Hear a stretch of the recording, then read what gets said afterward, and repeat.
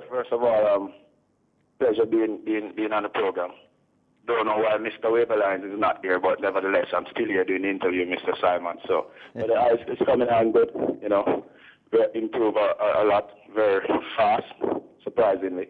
Yeah. At the moment, probably after 2 weeks, I'll be up and ready. But I'm gonna take more than 2 weeks because I definitely need some time with the family.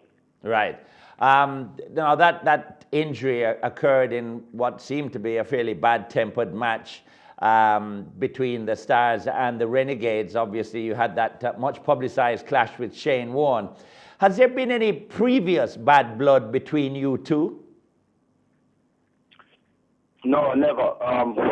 If you can remember, back in a couple months ago in England, Shane Warne was the same person that talking about me and high regards and all those great and lovely words. And over the years, if you could ask Wavell, me and Shane Warne always have a good relationship. So I don't know what basically triggered him off, because even before we went on the field, he walked past me and we talked to each other. So I don't know, he went into the dressing room, so I don't know what he went into the dressing room and take. He must have taken something and it was very high on the field and attacked me for something that is not even his business. Because if you see what's happening now, I am free of all charges. And David Hussey basically saying that me and him have a good relationship, so he didn't take me touching him as nothing. So I don't know what was running through Shane Warne's mind, but what I could tell you that Shane Warne right now is a very desperate cricketer at 42, and maybe the desperation kind of take him over.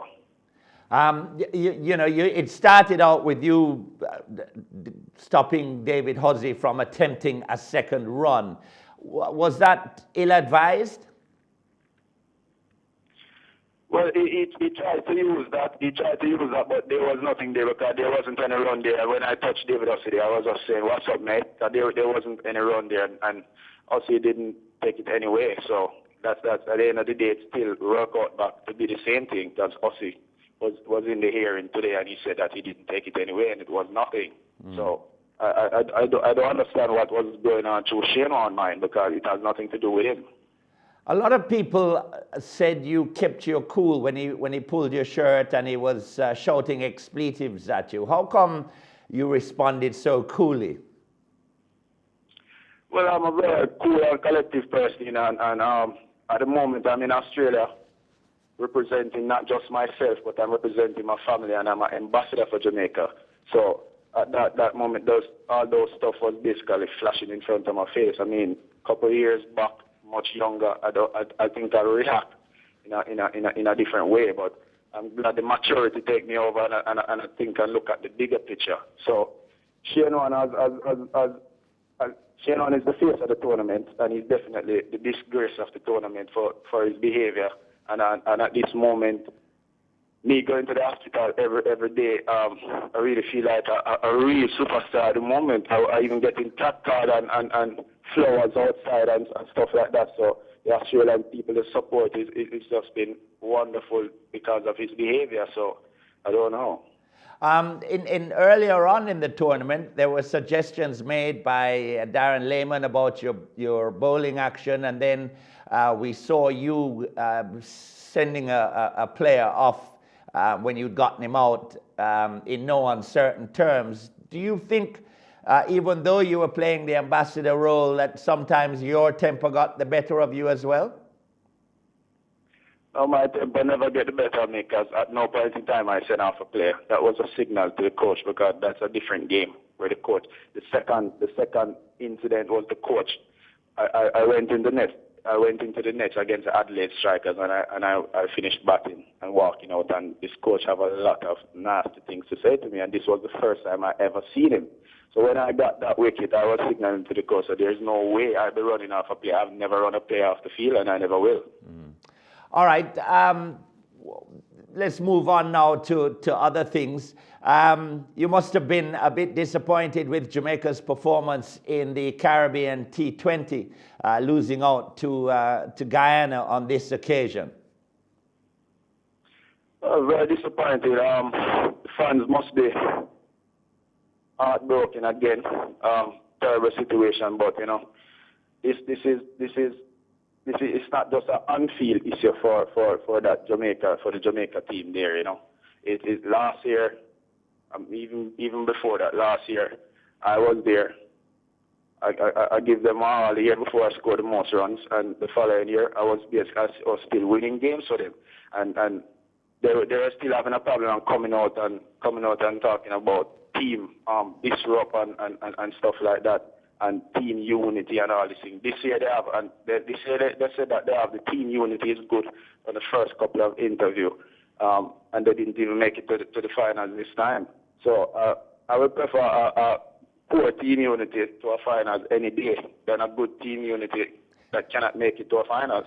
But discipline in the Jamaica team, that they try to use me, I use my name, that was just not working. So what I did this year is definitely, as I said, able to take myself away and basically leave Jamaica cricket to this new breed of players that believe that they own Jamaica cricket.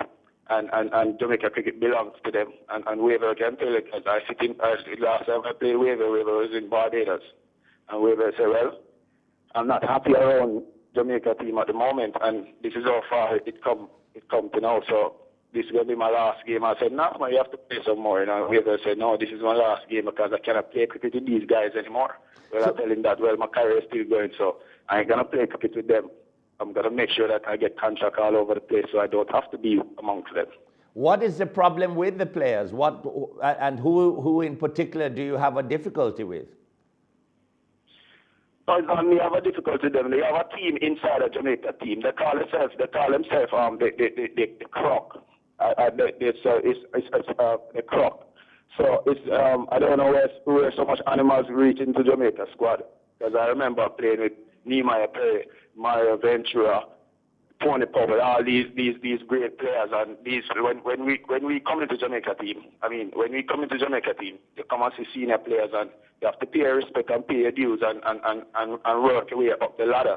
But these guys come in and believe that they own Jamaica team, and they even start having a team inside a team, but yet still they try to say that Marlon Samuels is disrupting Jamaica team. How can I disrupt a team when there's a team inside the team? Who would be the players in the team, inside the team? I'm not here to even highlight them to give them any mileage. Right. Yeah. And just here, and they know themselves. All of them have the same hairstyle. So you look into Jamaica team and look who has the same hairstyle, and you'll see that those are the animals that call themselves the Croc that is in the Jamaica team. But Jamaica board need to look into these things, because you have youngsters that's coming up that come to trials and see how these guys behaving, and their behavior is inappropriate. Right now, I hear even in Jamaica training, very disturbing stuff. You know, have Heineken drinking in Jamaica training. So where are you taking Jamaica cricket? Where is Jamaica cricket going? In discipline, it is just going on a different level. So what about the youngsters that is coming in? What are they coming in to see? They're not coming to see the right thing. When I enter into Jamaica team, I enter into a firm Jamaica team and pay respect to all the elders them, and certain things they can't do. You look forward to go to a Jamaica training. But you can ask Weaver if Weaver was looking forward to go to any Jamaica training, because the vibes in the camp is just not good, and these guys need to get a hold of themselves. These are guys that they don't speak to me. They don't even speak to Jimmy Adams. Was there. Jimmy Adams tried to put a lot of discipline, and Jimmy Adams was strict. And they talk all sorts of things about Jimmy Adams, and Jimmy Adams must go, this and that, because Jimmy Adams wasn't taking anything like any indiscipline like that. See, Jimmy Adams finally leaves, so they basically own Jamaica team, but they own anything the wrong way.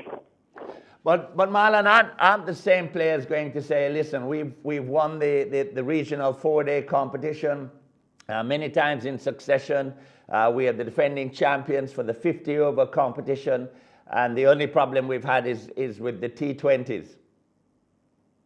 Yeah, but remember, it's the same players and that come and say Marlon Samuel disrupt the team as well. Remember that one? You mentioned about discipline and so on, and one of your good friends, Carlton Bohr, seems to be having some problem at Melbourne that resulted in him not being part of the T20 side. What's going on there with Melbourne? Melbourne, um, over the years, you could ask any player. One of the hardest worker in cricket is Carlton, but I'm not saying this because he's my cousin. I'm saying this, and many cricketers can say it. Carlton hasn't been doing anything out of the norm. Carlton hasn't been doing wrong. Carlton is just, Carlton having a problem with basically the Nikita Miller in at Melbourne and the Larry Crichton that is running the cricket. Carlton turned up for training, and Carlton is in a Melbourne training and watching other people getting bat around him and nobody offer Carlton a bat. Carlton is a senior player. Carlton is from behind Melbourne. He's basically one of the founder of Melbourne because he was born there. So the treatment that Carlton boy is getting at Melbourne is not good, and they need to address it. That's the way they're dealing with it on a level. But at the moment, I can't understand. Carlton couldn't make the T20 team, but yet still he's in the Jamaica team for the 50 over. So I don't know what's really going on, but what I could say that is Melbourne and their treatment towards Carlton Bar is just being unfair.